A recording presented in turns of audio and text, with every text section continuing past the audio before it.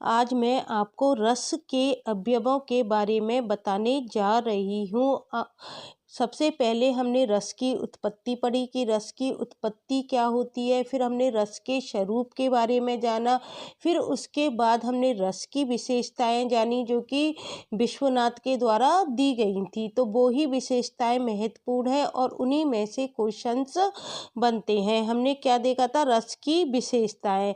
और ये जो रस की विशेषताएं मैंने बताई हैं ये प्रीवियस ईयर क्वेश्चंस में पेपर के रूप में कई बार पूछी गई हैं कि रस की जो विशेषताएं हैं, भरत मुनि का सूत्र पूछा जाता है कि भरत मुनि ने कौन सा सूत्र दिया था, और पंडित विश्वनाथ ने जो रस की विशेषताएं बताई थी उसके बारे में भी पेपर में क्वेश्चंस पूछा जाता है। आज हम पढ़ने जा रहे हैं रस के अवयव। रस के कौन कौन से अवयव होते हैं? सबसे पहले हमको भरत मुनि का जो सूत्र है आपको याद करना है, क्योंकि बहुत बार पूछा गया है कि भरत मुनि का कौन सा सूत्र है। तो कौन सा है? विभावानुभाव व्यभिचारी संयोगाद्रस निष्पत्ति। ये भरत मुनि का क्या है? प्रसिद्ध रस सूत्र है। उन्होंने क्या कहा था? विभाव, अनुभाव और व्यभिचारी भाव के संयोग से किसकी उत्पत्ति होती है? रस की निष्पत्ति होती है। अर्थात विभाव, अनुभाव और व्यभिचारी भाव के संयोग से रस की निष्पत्ति होती है। इस प्रकार उन्होंने रस के कितने अवयव बताए? 3 अवयव बताए, विभाव, अनुभाव और व्यभिचारी, अर्थात जिसको कि हम क्या कहते हैं? संचारी भाव भी कहते हैं। तो रस के कितने अवयव बताए उन्होंने? 3, विभाव, अनुभाव और संचारी भाव। इन्हें ही उन्होंने क्या कहा? रस के अंग कहा, रस की सामग्री कहा, रस के अंग इत्यादि कहा जाता है। भरत मुनि के उक्त रस सूत्र में क्या है? स्थायी भाव का उल्लेख नहीं है। भरत मुनि ने जो रस सूत्र दिया था उसमें किसका उल्लेख नहीं था? उसमें स्थायी भाव का उल्लेख भरत मुनि ने नहीं किया था। किंतु आगे चलकर यह स्थायी भाव को ही क्या बताते हैं? रस बताते हैं। कौन बताते हैं? भरत मुनि। भरत मुनि का जो रस सूत्र था वो क्या था? विभावानुभाव व्यभिचारी संयोगाद्रस निष्पत्ति, अर्थात विभाव, अनुभाव और व्यभिचारी के संयोग से क्या होती है?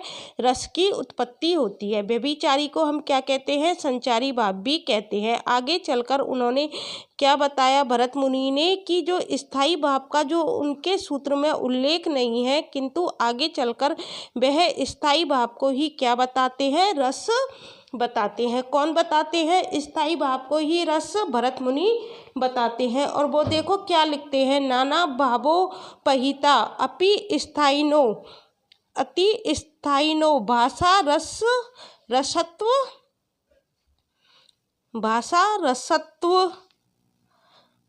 रसत्वमाप्तु वरन्ति विभावानुभाव व्यभिचारी परिव्रत स्थायी भावो रसनाव लभते नरेन्द्रवत। ये वो किस में लिखते हैं? भरत मुनि अपने नाट्य शास्त्र में लिखते हैं। अर्थात देखो इसका क्या अर्थ हुआ? इसका अर्थ है देखो, नाना भावो पहिता। नाना भावो पहिता का क्या मतलब है? नाना मतलब अनेक भावों से युक्त। नाना का क्या मतलब हो गया? अनेक। भावो पहिता मतलब अनेक भावों से युक्त। अपि स्थायिनो, स्थायी भाव किसको प्राप्त होते हैं? रसत्व प्राप्तु। स्थायी भाव किसको प्राप्त होते हैं? रस अवस्था को प्राप्त होते हैं। विभावानुभाव व्यभिचारी परिव्रत्य है स्थायी भावो रस नाव लभते नरेन्द्रवत। तो देखो इसमें उन्होंने दे दिया विभाव, अनुभाव, व्यभिचारी से परिव्रत स्थायी भावों के द्वारा रस की क्या होती है? उत्पत्ति होती है। और वे क्या बताते हैं? स्थायी भाव, विभाव, अनुभाव और व्यभिचारी भाव से परिव्रत होकर राजा के समान रस नाम को प्राप्त करते हैं। अंततः कहा जा सकता है कि रस के कितने अवयव हो गए? 4 अवयव हो गए। इस बात को भरत मुनि आगे चलकर स्पष्ट करते हैं। शुरुआत में तो उनका सूत्र क्या था? विभावानुभाव व्यभिचारी संयोगाद्रस निष्पत्ति। लेकिन आगे चलकर देखो भरत मुनि ने क्या कहा? नाना भावो पहिता अपि स्थायिनो भाव विभावा रसत्म प्राप्तु बरंती विभाव नुभाव व्यभिचारी परिवृत्तः स्थायी भावो रसनाव लभते नरेंद्रवत। नरेंद्रवत का मतलब है राजा के समान। और नाना भावोपहिता का क्या मतलब है, अर्थात अनेक भावों से युक्त। नाना भावोपहिता मतलब अनेक भावों से युक्त। नाना का क्या अर्थ होता है, अनेक। अनेक भावों से युक्त। स्थायिनो भावा, स्थायिनो भावा मतलब स्थायी भाव। रसत्व प्राप्तु, रस अवस्था को क्या होते हैं, प्राप्त होते हैं। और वे देखो स्थायी भाव जो होते हैं, स्थायी भावों रस नाम लभते नरेंद्रवत। जो स्थायी भाव होते हैं वो विभावों के साथ, अनुभवों के साथ और व्यभिचारी भावों से क्या होते हैं, परिव्रत। व्यभिचारी भावों से परिव्रत होकर राजा के समान रस को प्राप्त होते हैं। नरेंद्रवत का क्या मतलब हो गया, राजा के समान। लभते मतलब प्राप्त होते हैं। अंततः भरत मुनि क्या कहते हैं कि रस के कितने अवयव होते हैं, 4 अवयव होते हैं। ये क्या है, रस है। रस के कितने अवयव हो गए, 4। विभाव हो गया, अनुभाव हो गया, व्यभिचारी भाव हो गया और कौन सा भाव हो गया, स्थायी भाव। अब आपको पता होना चाहिए कि भाव क्या है, भाव क्या होता है। भरत मुनि क्या कहते हैं, भरत मुनि के अनुसार भावित करने वाले को हम क्या कहते हैं, भाव कहते हैं। वाक अर्थ तथा सत्व से युक्त काव्य के अर्थों को भावित करने के कारण ही इन्हें क्या कहा जाता है, भाव कहा जाता है। अर्थात वाग अर्थ और सत्व से युक्त जो काव्य के अर्थ को भावित करते हैं उन्हें हम क्या कहते हैं, भाव कहते हैं। अर्थात भरत मुनि के अनुसार भावित करने वाले को क्या कहते हैं, भाव कहते हैं। वस्तुतः भरत मुनि के अनुसार भावों का अर्थ क्या है, रस व्यंजक सामग्री से ही है। जो भावों का अर्थ है वो क्या है, रस व्यंजक सामग्री से ही होता है। शुक्ल जी ने इसको क्या कहा, शुक्ल जी ने इसे संवेदना के स्वरूप की व्यंजना कहा है। शुक्ल जी ने क्या कहा है, संवेदना के स्वरूप की व्यंजना कहा है। भाव क्या होते हैं, चित्रवृत्ति या काव्यगत मनोविकार के द्योतक होते हैं। रस की उत्पत्ति किससे होती है, भावों से होती है। अर्थात जो रस होता है, रस की उत्पत्ति किससे होती है, भावों से होती है। और भावों की परिपक्वता का नाम ही क्या होता है, रस होता है। ये मैंने आपको किसके बारे में बताया, भावों के बारे में बताया कि भाव क्या होते हैं। और भाव रस के अवयव के अंतर्गत स्थायी भाव समाहित है। स्थायी भाव, विभाव, अनुभाव और व्यभिचारी भाव। तो आपने भावों के बारे में जानकारी प्राप्त कर ली कि भाव किसे कहा है, भरत मुनि के अनुसार क्या होता है। जो भावित करते हैं उनको भाव कहते हैं। और शुक्ल जी ने क्या कहा है, संवेदना के स्वरूप की व्यंजना कहा है। अब हम पढ़ते हैं विभावों के बारे में कि विभाव क्या होता है। भरत मुनि का सूत्र है ना, विभावानुभाव व्यभिचारी संयोगाद्रस निष्पत्ति। सबसे पहले हम पढ़ेंगे विभाव के बारे में। तो विभाव क्या होता है, हृदय में वासना या संस्कार रूप में मूलतः स्थित भावों को उद्घोषित करने वाला कारण जो होते हैं वो विभाव कहलाते हैं। जो हृदय है या जो मतलब कोई काव्य को पढ़कर आनंद ले रहा है, जो हृदय है उसके अंदर ये क्या होते हैं, वासना या संस्कार रूप में क्या होते हैं, मूलतः स्थित जो भाव होते हैं उनको जो उद्घोषित करने वाला जो कारण होता है, भावों को जो उद्घोषित करने वाला कारण को क्या कहते हैं, विभाव कहते हैं। किसको कहते हैं, जो भावों को उद्घोषित करने वाले जो कारण होते हैं। अर्थात वो क्या कारण है जिसके अंदर हृदय के अंदर क्या हुए, भाव जागृत हुए, तो उन कारणों को हम क्या कहते हैं, विभाव कहते हैं। ये क्या होते हैं विभाव, ये स्थायी भाव का क्या करते हैं, विभावन करते हैं। किसका विभावन करते हैं, स्थायी भाव का विभावन करते हैं और उन्हें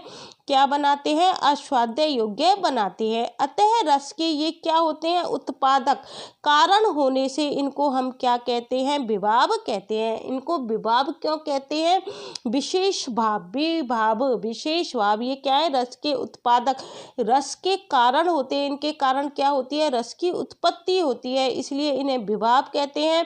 विभाव क्या है, कारण, निमित्त और हेतु, ये इनके क्या है, पर्याय शब्द हैं।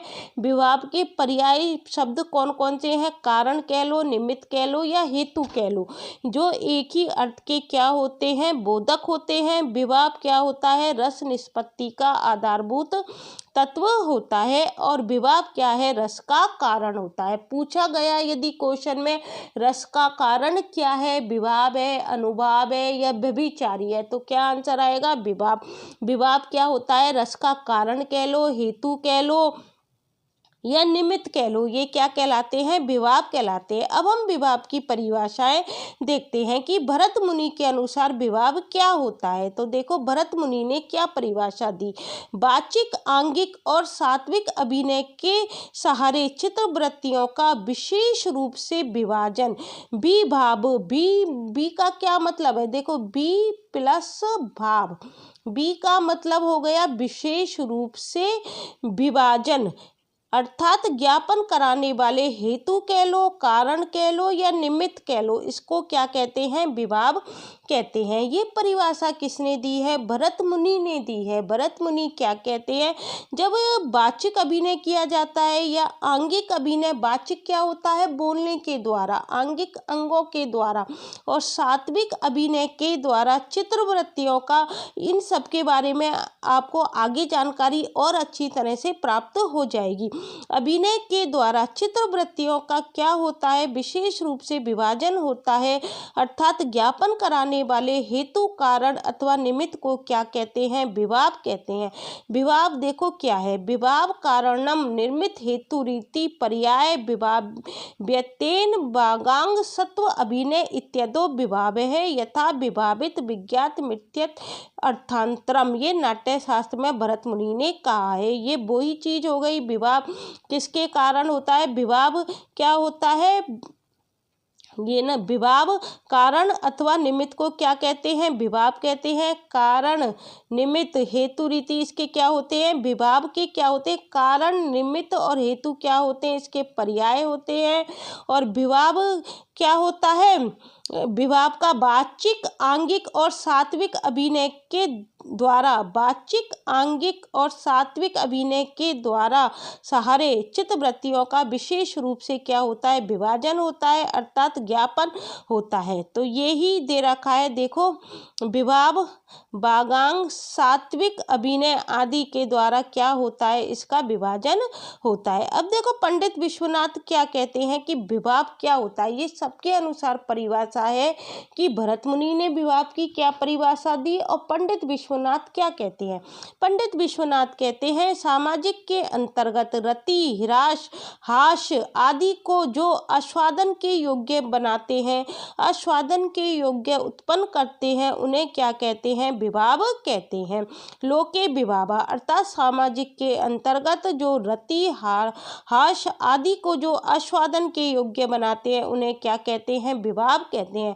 ये किसकी परिभाषा है, विश्वनाथ की। और भानुदत्त क्या कहते हैं, इन्होंने रस को विशेष प्रकार से भावित करने के कारण कायिक, वाचिक, सात्विक अभिनयों का विभावन को क्या कहा है, विभाव कहा है। इन्होंने क्या है, रस को विशेष प्रकार से भावित करने के कारण कायिक, वाचिक, सात्विक अभिनयों के विभावन को इन्होंने क्या कहा है, विभाव कहा है। ये किसने कहा है, ये कहा है भानुदत्त ने।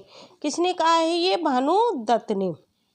और देखते हैं आगे, भानुदत्त की क्या है, ये किसने कहा है, भानुदत्त ने। विशेषण, ये क्या है, भाव है, ये थोड़ी टाइपिंग मिस्टेक है ना। उत्पादयंती, ये रसारते विभाव है। तो रस को विशेष प्रकार से ये क्या है, भावित है।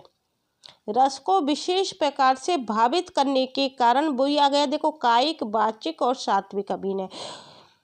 ये भानुदत्त की परिभाषा है। अब देखो देव की परिभाषा देखते हैं। देव ने क्या दी है परिभाषा, जो व्यक्ति, पदार्थ अथवा बाह्य विकार अथवा जो व्यक्ति, पदार्थ अथवा बाह्य विकार अन्य व्यक्ति के हृदय में क्या करते हो, भावों को जागृत करते हैं। उन भावों उद्बोधक अथवा रसाभिव्यक्ति के कारणों को क्या कहते हैं, विभाव कहते हैं। ये किसकी परिभाषा है, ये देव की परिभाषा है। अब देखो विभाव के प्रकार पूछे जा सकते हैं। विभाव कितने प्रकार के होते हैं, ये पेपर में क्वेश्चन आता है। विभाव के प्रकार कितने हैं, तो 2 प्रकार है। एक तो होता है आलंबन विभाव और एक होता है उद्दीपन विभाग। अब आपको पता होना चाहिए आलंबन क्या होता है और उद्दीपन क्या होता है। तो देखो आलंबन विभाग क्या होता है, जिनका आलंबन करके स्थायी भाव, रति आदि मनोविकार उत्पन्न होते हैं वो क्या कहलाते हैं, आलंबन विभाव कहे जाते हैं। जिनका आलंबन करके स्थायी भाव, जैसे सीता है वो जब राम को देखती है तो उसके अंदर क्या होता है, प्रेम का क्या होता है, भाव उत्पन्न होता है। तो सीता किसका आलंबन लेकर अपने हृदय में प्रेम का भाव उत्पन्न करती है, राम का।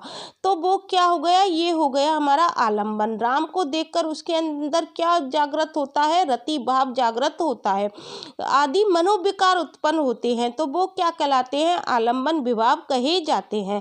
पंडित विश्वनाथ ने काव्य या नाटक में वर्णित नायक आदि को आलंबन कहा है। यदि किसी नायक को देखकर नायिका के अंदर रति भाव जागृत हो जाए तो वो नायक क्या है, उसके लिए आलंबन है। यदि कोई नायक नायिका को देखकर रति भाव जागृत करता है तो नायिका क्या है, उसके लिए आलंबन है। तो ये बात किसने कही है, पंडित विश्वनाथ ने। किसमें कही है, साहित्य दर्पण में हमको देखने को मिलती है। आलंबन के सारे ही क्या होता है, सहृदय में रस का संचार होता है। जैसे मैंने आपको बताया था श्रृंगार रस में नायक या नायिका, नायक को देखकर नायिका के हृदय में उत्पन्न हो सकता है या नायिका को देखकर नायक के हृदय में उत्पन्न हो सकता है। तो आलंबन विभाग के भी कितने भेद होते हैं, दो भेद होते हैं, विषय और आश्रय। तो सबसे पहले तो विभाग के कितने भेद हो गए, दो, आलंबन और उद्दीपन। फिर आपसे पूछा जा सकता है आलंबन विभाग के कितने भेद हैं, तो कितने भेद होते हैं, दो होते हैं, विषय और आश्रय। विषय कौन होता है, देखो विषय को हम क्या कहते हैं, आलंबन भी कहते हैं। जिस पात्र के प्रति किसी के भाव जागृत होते हैं वह आलंबन क्या कहलाता है, विषय कहलाता है। विषय क्या होता है, जिसको कि हम आलंबन भी कह सकते हैं, कि जिस पात्र के प्रति किसी के भाव जागृत होते हैं वह क्या कहलाता है, आलंबन विषय कहलाता है। जैसे देखो, तथा जिस पात्र में किसी के प्रति भाव जागृत होते हैं वह आश्रय कहलाता है। जिसके अंदर भाव जागृत होते हैं वह क्या कहलाता है, आश्रय कहलाता है। जैसे देखो राम का उदाहरण लेते हैं। जैसे नायक राम को देखकर सीता के मन में क्या होती है, रस की उत्पत्ति होती है। तो सीता के मन में उत्पत्ति हो रही है और किसको देखकर हो रही है, राम को देखकर हो रही है। तो राम क्या हो गया, इधर आलंबन विभाव हो गया, क्योंकि सीता के मन में क्या है, राम को देखकर रस की उत्पत्ति हो रही है। तो राम क्या हो गया, आलंबन हो गया, और सीता कौन हो गई, आश्रय हो गई। अब देखो विभाव, सीता क्या हो गई, आश्रय विभाव हो गई। स्थायी भावों के आलंबन विभाव को हम देखो किस प्रकार से देख सकते हैं। अब क्या बताया गया है कि जो स्थायी भाव है उनके आलंबन विभाव को किस प्रकार से देखा जा सकता है। जैसे रति का आलंबन किस में उत्पन्न होता है, नायक और नायिका में होता है। हास्य का आलंबन वह व्यक्ति जिसे देखकर हमको हंसी आए, जैसे कि विदूषक, विदूषक को देखकर क्या आती है, हंसी आती है। शोक का आलंबन वह व्यक्ति या वस्तु जिसके लिए शोक किया जाए तो वो क्या होता है, शोक का आलंबन होता है। क्रोध का आलंबन कौन होगा, या क्रोध का पात्र कौन होगा, जैसे शत्रु होगा, और जो हमारा अपकारक करता हो, जो हमारा बुरा कार्य करता हो, जो हमारे बारे में बुरा सोचता हो, वो क्या होगा, क्रोध का आलंबन होगा। उत्साह का आलंबन क्या होगा, जिस कार्य के प्रति उत्साह होगा। और भय का आलंबन क्या होगा, जिससे भय होगा। जुगुप्सा का आलंबन क्या होगा, जिससे घृणा उत्पन्न होगी, जैसे शमशान को देखकर, मांस को देखकर, रुधिर को देखकर इत्यादि। ये क्या होगा, जुगुप्सा का आलंबन होगा। विस्मय का आलंबन क्या होगा, जिसमें आश्चर्य उत्पन्न होगा। शम का क्या होगा, शांति का आलंबन वैराग्य या शांतिजनक वस्तु या परिस्थिति या आत्मज्ञान, ये किसका आलंबन होता है, शांति का आलंबन होता है। वात्सल्य रस का आलंबन क्या होगा, संतान होगी, अनुज अपने से कोई छोटा हो, शिष्य होगा, गुरु के लिए क्या होगा, शिष्य होगा। और भक्ति रस का आलंबन क्या होगा, इष्ट देव हो गया, देवी हो गई, प्रभु प्रभु हो गए, भगवान हो गए, ये क्या होंगे, भक्ति रस के आलम्बन होंगे। तो इस तरह से मैंने आपको 11 स्थायी भावों के आपको आलम्बन बता दिए हैं। आलम्बन की संख्या क्या है, निर्धारित नहीं की जा सकती। प्रत्येक रस के क्या होते हैं, अलग अलग आलम्बन होते हैं। जगत के सूक्ष्म से सूक्ष्म, स्थूल से स्थूल, मूर्त एवं अमूर्त पदार्थ काव्य के क्या हो सकते हैं, आलम्बन हो सकते हैं। तो आलम्बन की संख्या क्या है, निर्धारित नहीं की जा सकती है। ये भी देखो क्वेश्चन बन जाएगा, रस के संदर्भ में आलम्बन की संख्या निर्धारित हो सकती है, यह कथन सत्य है या असत्य है। तो ये असत्य है, क्योंकि आलम्बन की संख्या निर्धारित नहीं की जा सकती है। अब देखो हम उद्दीपन विभाग पढ़ते हैं। उद्दीपन विभाग क्या होता है, तो देखो रति आदि मनोविकार को जो अतिशय उद्दीप्त करते हैं उन्हें क्या कहते हैं, उद्दीपन विभाग कहते हैं। जैसे श्रृंगार रस में क्या होता है, सुंदर वेशभूषा, शीतल शांत समीर, एकांत स्थान, उपवन, चांदनी, नायिका की भ्रू संचालन संबंधी चेष्टाएं, बहुत संचालन संबंधी चेष्टाएं, इनको देखकर क्या होता है, उद्दीपन जागृत होता है। प्रत्येक रस के अपने विशिष्ट उद्दीपन विभाग होते हैं। जैसे शांत रस के लिए तो क्या हो जाएगा उद्दीपन, सत्संग, तीर्थाटन और धर्म उपदेश इत्यादि हो जाएंगे। ये क्या है, उद्दीपन है। उद्दीपन विभाग के भी फिर क्या है, दो भेद किए गए हैं, स्वकीय और परकीय। जिस प्रकार से आलम्बन के दो भेद हैं, आलम्बन और आश्रय, उसी प्रकार से उद्दीपन के दो भेद हैं, स्वकीय और परकीय। स्वकीय क्या होता है, इसे आलम्बनगत चेष्टाएं कहते हैं। जैसे बच्चा का तुतलाना, सरलता, भोलापन, ये किसके अंतर्गत आते हैं, स्वकीय के अंतर्गत आते हैं। ये क्या होते हैं, इनके निजी या स्वकीय गुण होते हैं, जिनमें माता का वात्सल्य क्या होता है, उद्दीप्त होता है। माता बच्चे को देखकर क्या होती है, माता क्या हो जाती है, उद्दीप्त हो जाती है। परकीय क्या होता है, इसे बाह्य वातावरण कहते हैं। जैसे बच्चे के कपड़े हो गए, खिलौने हो गए, साइकिल हो गए इत्यादि को देखकर माता में वात्सल्य का उद्दीप्त होना। श्रृंगार रस में तो क्या आ जाएगा, ये श्रृंगार रस, इस श्रृंगार ऐसे लिखा जाता है, थोड़ी टाइपिंग मिस्टेक है। श्रृंगार रस में क्या हो जाएगा, उपवन, शांत, समीर इत्यादि क्या हो जाएंगे, ये तो हो जाएंगे परकीय उद्दीपन। उद्दीपन विभाग क्या होते हैं, रति इत्यादि स्थायी भावों के क्या होते हैं, उत्तेजक कारण होते हैं,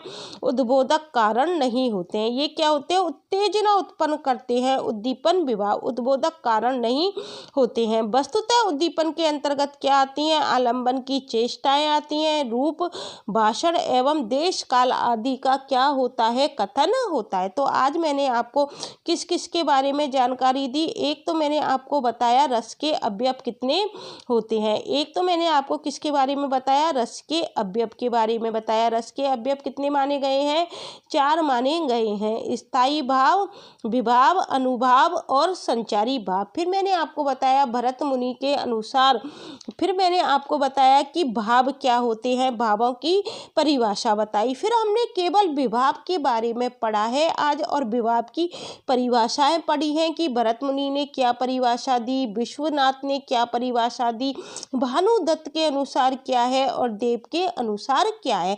फिर हमने पढ़ा विभाव के प्रकार पढ़े, विभाव कितने प्रकार के होते हैं, 2 प्रकार के होते हैं, आलम्बन और उद्दीपन।